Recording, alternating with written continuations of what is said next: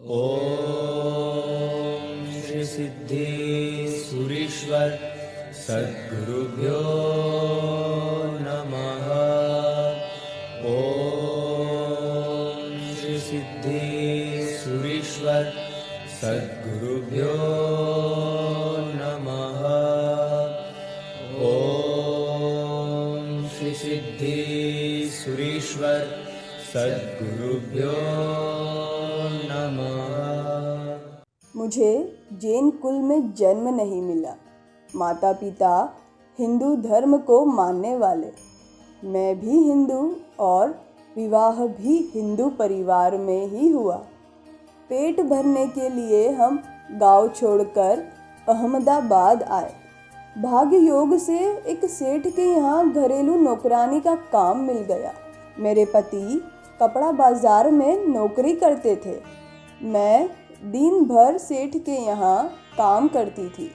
रात में हम दोनों पति पत्नी अपनी झोपड़ी में मिलते थे। दो मनुष्यों को जितनी ज़रूरत थी उससे ज़्यादा भगवान हमको देते थे। मैं जहाँ काम करती थी वह सेठ जैन थे और मेरे पति जहाँ काम करते थे वो सेठ भी जैन थे। इसलिए धीरे धीरे हम दोनों जैन धर्म को समझने लगे। हम दोनों के सेठ सेठानी अच्छे थे और उनकी वजह से हमारे दिन आनंदपूर्वक बीत रहे थे। एक दिन अचानक मेरे सेठ ने अपने रहने के स्थल को बदलने का फैसला किया। 15 दिनों में ही वे अपने परिवार के साथ दूसरे बंगले में रहने के लिए चले गए। मुझे भी उन्होंने वहां आने के लिए कहा, पर मेरे लिए इतनी दूर जाना संभव नहीं था, इसलिए मेरा काम छूट गया। हम लोगों को अपने गांव बड़ी रकम भेजनी थी। उसके लिए हम दोनों पति पत्नी रुपए इकट्ठे कर रहे थे। मेरा काम छूट जाने से हम बड़ी चिंता में पड़ गए। मुझे तत्काल काम की ज़रूरत थी, लेकिन युवावस्था में विश्वास योग्य घर मिल पाना बहुत कठिन बात है। मुझे इस बात का पता था। 10-15 दिनों तक प्रयास करने के बावजूद भी कोई सफलता नहीं मिली।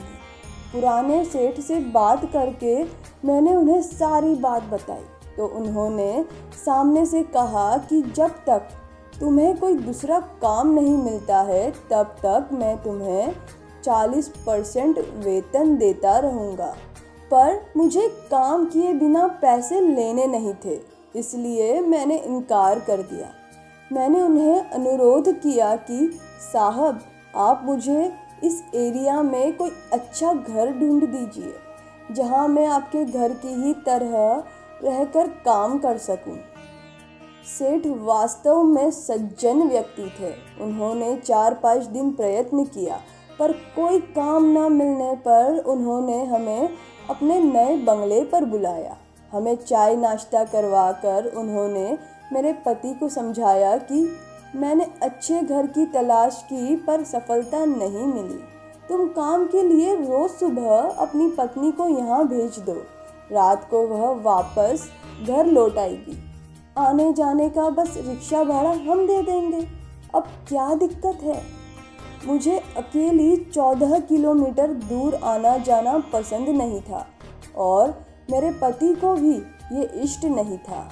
इसलिए हमने विनय पूर्वक मना कर दिया कि आपकी भावना अच्छी है, पर हमारा मन इस बात को नहीं मान रहा है, इसलिए आप हमें क्षमा करें।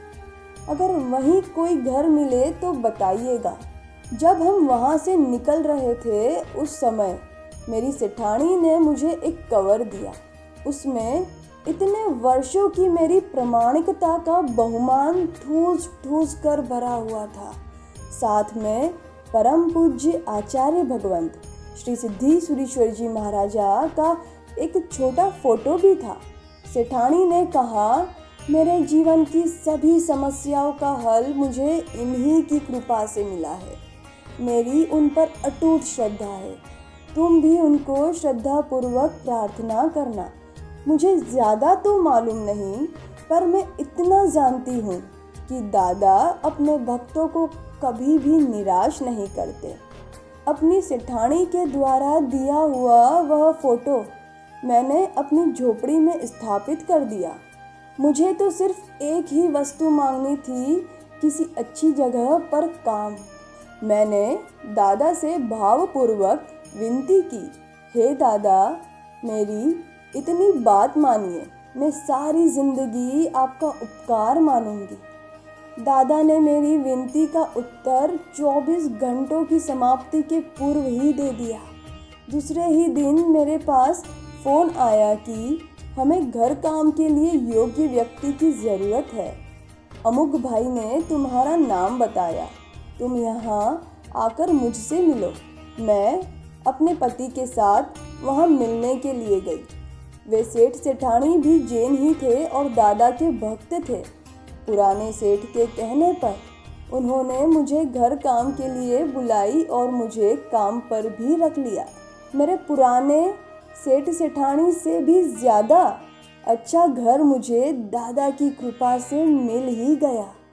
दादा, आपका शुक्रिया। परम पूज्य आचार्य भगवंत श्री सिद्धेश्वरीश्वर जी महाराजा यानी हमारे प्रिय बाबजी महाराज के चरणों में कोटिशः वंदना। चाहे सुख हो या दुख हो, वे सदा साथ रहते हैं। चाहे सुख हो या दुख हो, वे सदा साथ रहते हैं। कहने से पहले वे दिल की हर बात समझ जाते हैं। कभी बनकर यहाँ कर्ण हमारी ढाल बन जाते हैं, तो कभी बनकर यहाँ कृष्ण हमारे सारे दुख हर लेते हैं।